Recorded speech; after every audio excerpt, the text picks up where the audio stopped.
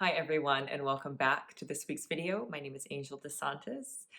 This week is going to be a response to the Q&A that I did last week. I asked you guys for your questions and some of you responded, which I appreciate. And I'm just going to kind of go through and read off. So you can wait for yours. I am going to answer them in succession. So I'm starting with the first one first and then tracking up. But yeah, there's a lot in here, and some of the stuff I will link and I'll put it in the notes as well so that you can see. But let's do this. So the first question is from something that I can't pronounce. It's like Arbuz Nafiji. Did I get it wrong? It's likely. But it says, my question refers to sexuality. Is it possible to heal completely after being raised in pure culture and anti-feminist relation to your sexuality? I would have panic attacks when going physical with boyfriends and being traumatized by sex and scared now that after sex I'm not worthy and I don't deserve respect, etc. It made me end up being a virgin until I was 29. I'm 33 now, and when I realized what happened to me, I had so many weeks of trembling, hours of muscle spasms, crying, and weird physical symptoms, and I don't know where they came from. I feel like a diminished woman and a faulty human being, and I feel like I will never be able to perceive my sexuality as something natural. So this is a very important question, and this has to do with purity culture. And I almost did a video the other week when Josh Duggar, that whole thing was happening. And this bleeds perfectly into that because purity culture in the Christian faith and in any faith, honestly, I know it's in other religions as well, but purity culture is horrendous. It teaches women that you're raised to be a sexual object. You're raised to be as pure as possible, and then you all of a sudden need to flip a switch, and you need to be available for sex to your husband and only find him sexy. And I did a whole video on this, and I will link it up here.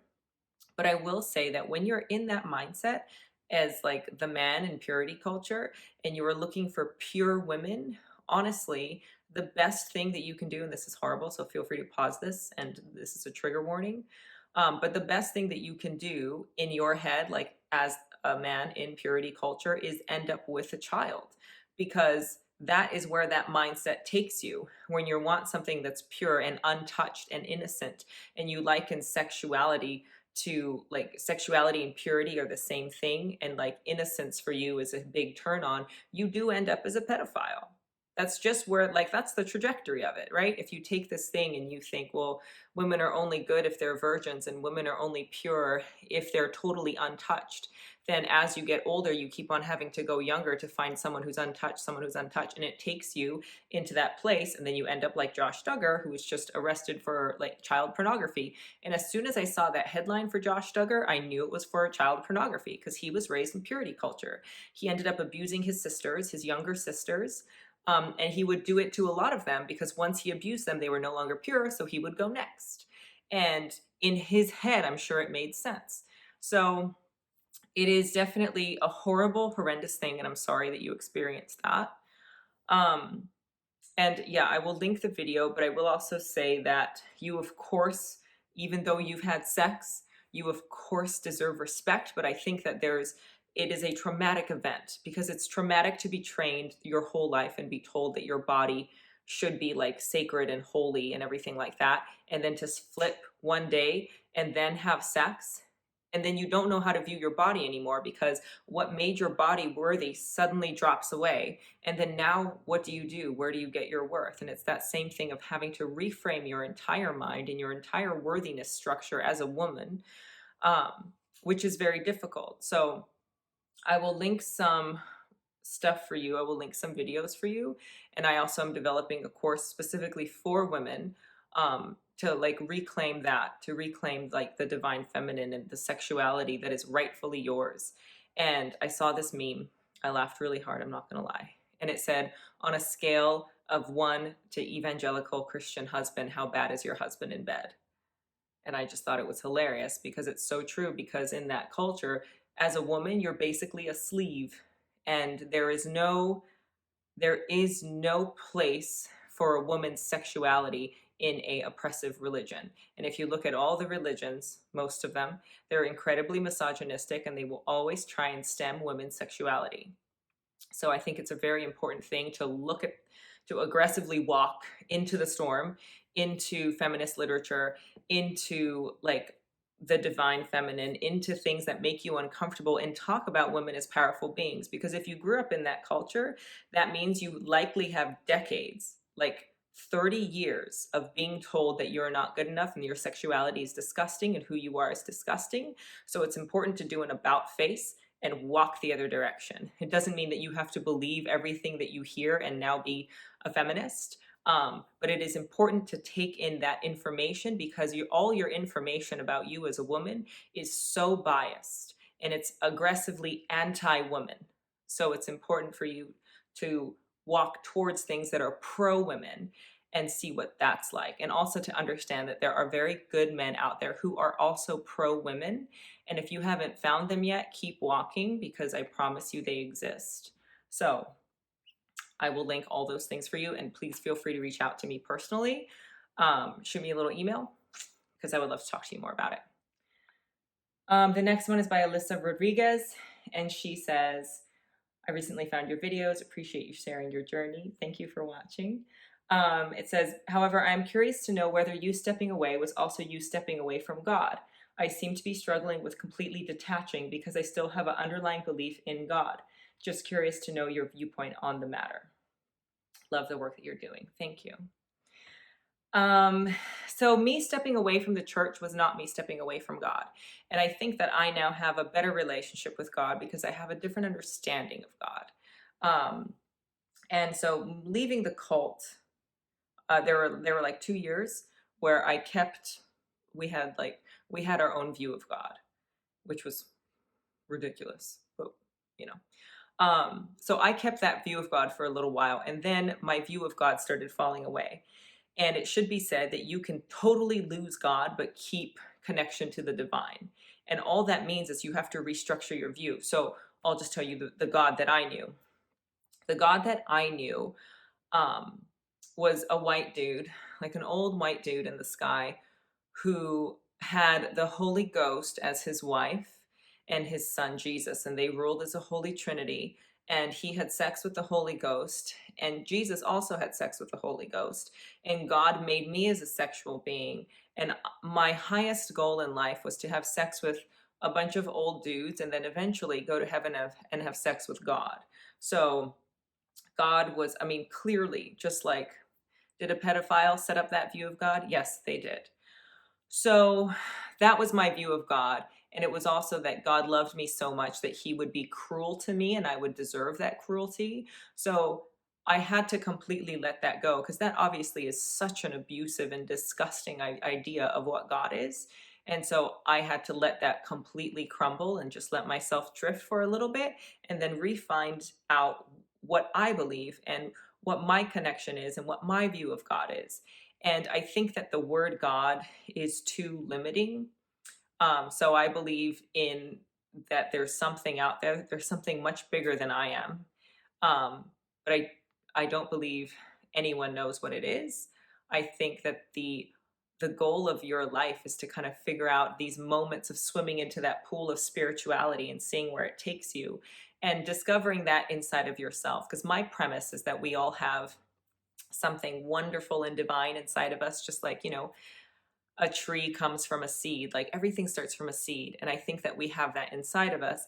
And our job is to kind of try and peel these layers and find out what's there, because I think it's inside of you. And the deeper you go and the more divine you find out you are, the more it connects you to that source, which other people call God. So I do believe that there is something out there that is beautiful and wonderful and we can connect to it. However, I definitely completely do not associate that divine, beautiful, spiritual source with God, if that makes sense. But I will say that your journey with God is your journey. It just needs to make sense to you. And if it makes you feel loved and supported and connected and like you can do things that you didn't think you could otherwise, then keep your version of God. But it has to be loving. It has to be loving and empowering. And if there's a version of God that you have that isn't that, then I encourage you to let it go. So that is my answer. And this is by Muikafa. It says, I'm happy that you can get through healing and stuff and got a husband. the ring I could see. Congrats. So I wear what I call an airplane mode ring or a do not disturb ring. So I will sometimes just stack a bunch of um, rings on this finger. I'm not married, but I really like to be in airplane mode sometimes when I go through life. So, and also some rings only fit on this hand, but I'm not married, but thank you. I feel like there's a lot. So I'm still in the first stage of worrying about my marriage state, and I feel like there's a lot to cover before I'm ready for anyone. Some help on this. So I was married, I got divorced, and I've been single for like 6 years now. And for me, it has been the best 6 years of my life. And that's me. And that's because I wanted to discover who I was and what I had to offer. And that to me was interesting enough. Like, I didn't want to try and attach to another person and figure out another person. I wanted to attach to myself, understand who I was, and really give myself such a beautiful experience of life before I involved anyone else in that. So I will say, when it comes to leaving something like this or even growing up in an abusive past, I think it's so important to understand that you are worth getting to know. Absolutely, unquestioningly, you are worth getting to know, and you should give yourself that gift. And one of the moments that I knew that I had to get divorced is I was trying to get my husband to come home for a date night, and he was upset with me, and he said, I'm hanging out with my friends and I'm having fun. And if I go home to you, I'm not going to have fun. And I thought I was worth coming home to. And because I thought I was worth coming home to, I was like, okay, I'm no longer going to be in this relationship. And what I did is I left that relationship and then I came home to myself because I thought, who do I want to be? What do I want to do? And learning to be that person that I love being. And I think when we grow up in trauma, a lot of times we find coping mechanisms to leave so that we don't have to be with ourselves. But if you thought that who you were was worth coming home to, what would it look like to come home to yourself? What would you want? Like, if you walked in the door and you were there, like, what would you be doing? Or what would thrill you? And I think getting to know yourself is so important before you involve yourself in any sort of relationship. You have a relationship to yourself. Whether or not you acknowledge it is whether or not the relationship to yourself is conscious, but there is you and there is a relationship. And make that relationship of you and you, make that the most beautiful relationship in your life. And then I think everything else can come and go as it pleases. So I'm not worried about if I'm going to find a partner or if I'm going to get married or anything like that, because I am nurturing and healing myself. And if somebody else like wants to join my world, I know what I need. I know the relationship I have to myself, and then we can create a new relationship together. But even if that person never shows up, I'm currently in a relationship where I'm trying to bring myself to light and to be my own like support system and have myself thrive and have a very loving relationship with myself. So I would encourage you to start there because you are worth getting to know and you are worth having a relationship with. So find that out about yourself before taking it out into the world. And the other thing is that the things that are meant for you won't miss.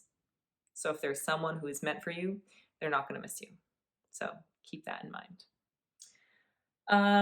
The next person, wicked person. That's what they call themselves. I don't think you're a wicked person. It says, question, assuming you occasionally have tried out conventional mainstream music, movies, and television, how would you say your past has made you respond or not respond to them in unusual ways? Pleasure that wasn't coming from God. And then he said, for him or for her, forbidding me TVs and movies as a kid made me obsess over them once I got free. So, I mean, that's just depending on how you respond to things, right? Because I have a sibling who they definitely kept like movies and TV and all that stuff away from us. And so now she has a very difficult time finishing a movie. She'll never finish a movie. And it's because we would they would sometimes pull us like out of a movie halfway as punishment. And then there was a whole period of time where they were just like, you're not allowed to have any, they called it system input. So movies, books, TV, anything, music, we're not allowed to have any of that. And so then we just kind of got used to it. So My sibling doesn't watch like any movies, never finishes a movie. For me, I'm the opposite. I will binge watch TV shows, but I do it because it's, again, it's a trauma response where it's comfortable. I know how it's going to go, and it's kind of like white noise in the background. There's nothing that's going to shock me. So I will binge watch it in order to like get my nervous system to feel calm. So I'll use it as like a calming mechanism. And then sometimes that'll make me waste time. But then I realize that it is a luxury to waste time and it's my time to waste. Um, but I really do love music now. And for a while, I didn't like music and I didn't understand what my vibe was. Like I didn't know what music I liked. But again, that can be a fun thing to figure out about yourself is what do you like? And you're not watching movies and music the wrong way. If you get a little obsessive over them, do it. Swim in, swim out. If you obsessed for 2 years of your life over the Kardashians, great. At some point, you're going to look back and be like, that was the time in my life that I obsessed over them for a little bit. And then you can laugh about it. So always remember, like, you're not doing life wrong. You're just doing what it is that you're doing.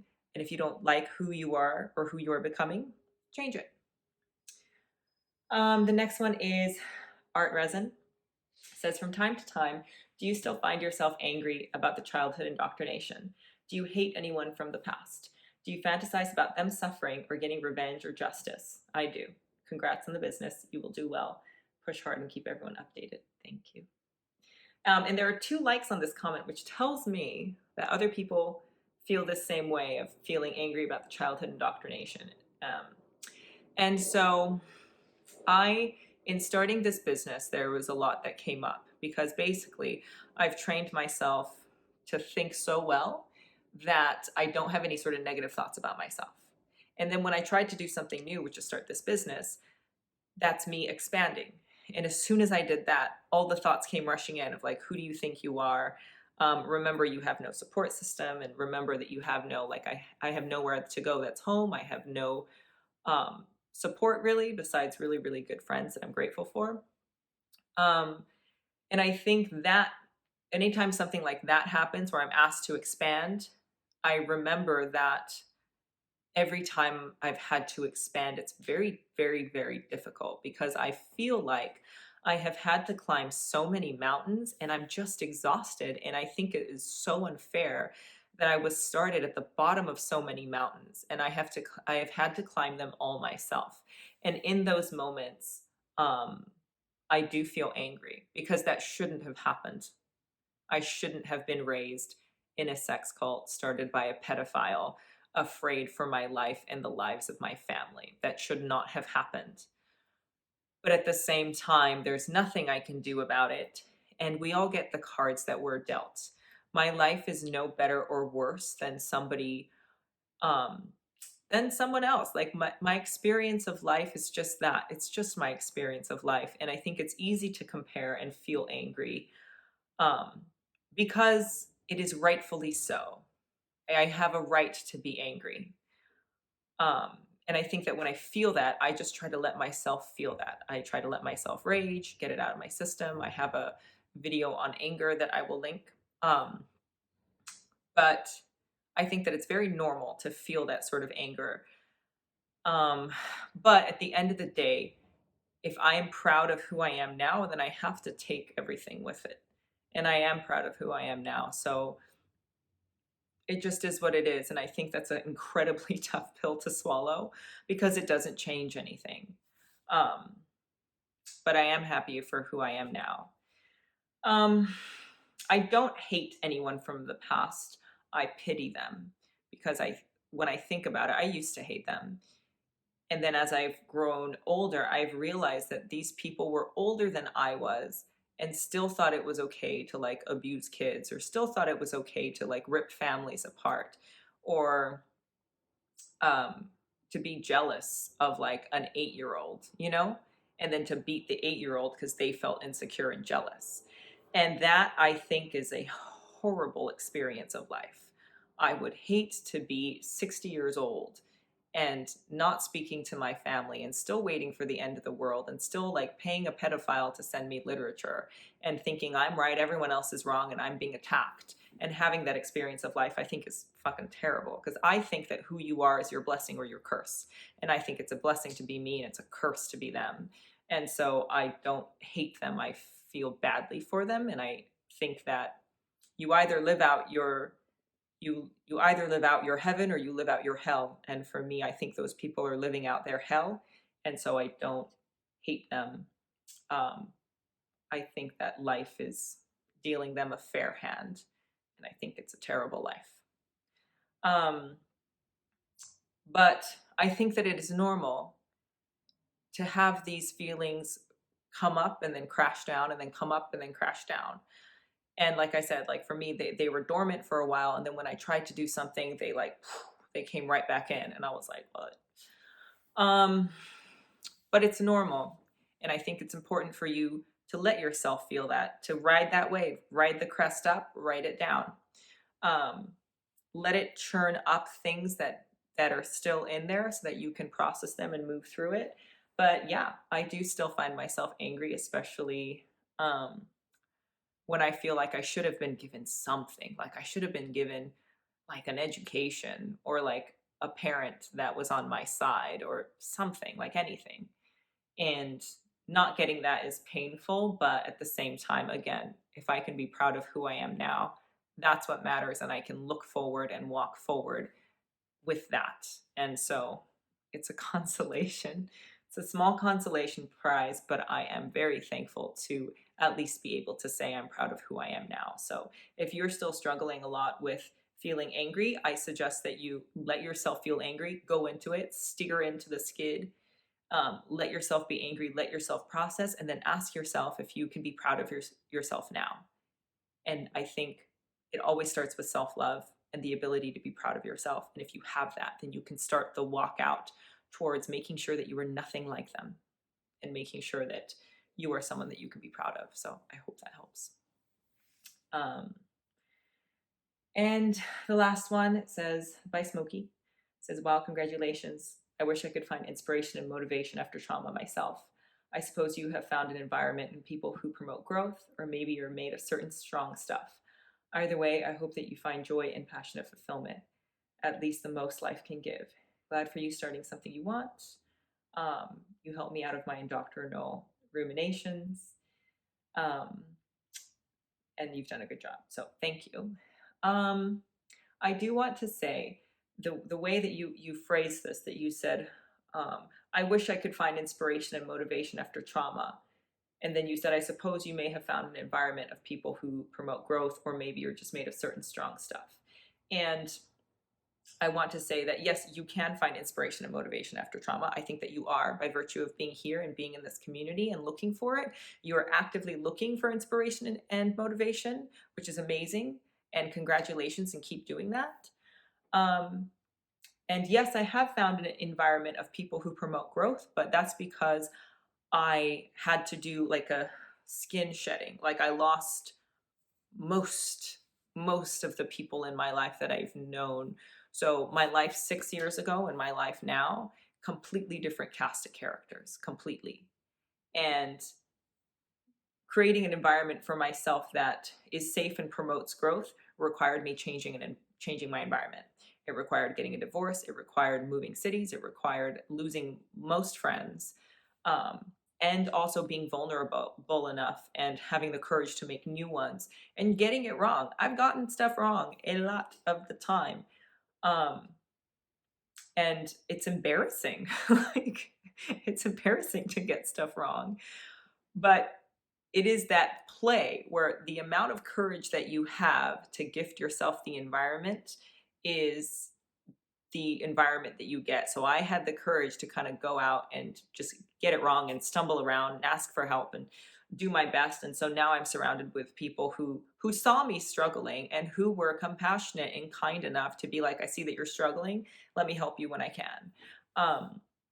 So I think that it's important to remember that you can create that for yourself too. It takes years, but it's worth doing because the years will pass anyway. And you may as well set your trajectory so you start walking up into an environment that will benefit you for the rest of your life. Highly recommend. And then you said, or maybe you're just made of certain strong stuff. And I think that we are all made of certain strong stuff. And again, it's that thing, it's that seed inside of you that's wonderful and amazing and connects you to the divine. And then the childhood trauma or whatever trauma, it just piles all the stuff on top so that you can't see that. And it's important for you to just go in and start moving shit around, pretty much. Start uncovering yourself, because you, of course, are made of strong stuff. If you are here and that means you are looking, that means you're trying to recover, that means you're still alive, you're here and you are trying to get better. So you are made of certain strong stuff. So we're not different. We're all human. We're all made of the same stuff. And then it's like the chemistry of life kind of changes and evolves who you are. But at the core, there's something very beautiful. There's something that is you, that is like amazingly you, and it's divine and it's strong and it's unbreakable. So find that, dig down, find that, because I guarantee you it is there. And yeah, thank you. I hope that you achieve joy as well. I think those were all of them. Yes, those were all of them. So thank you for asking the questions. I do appreciate you listening to me and asking questions and being here. Pause. I would like to encourage you, keep going. It is worth it. It is worth the walk out. There is an end. There is a light at the end of the tunnel, and you create that. So continue to dig, continue to find. You're doing good things for yourself. And if you've made it this far, thank you. And I will see you guys next week.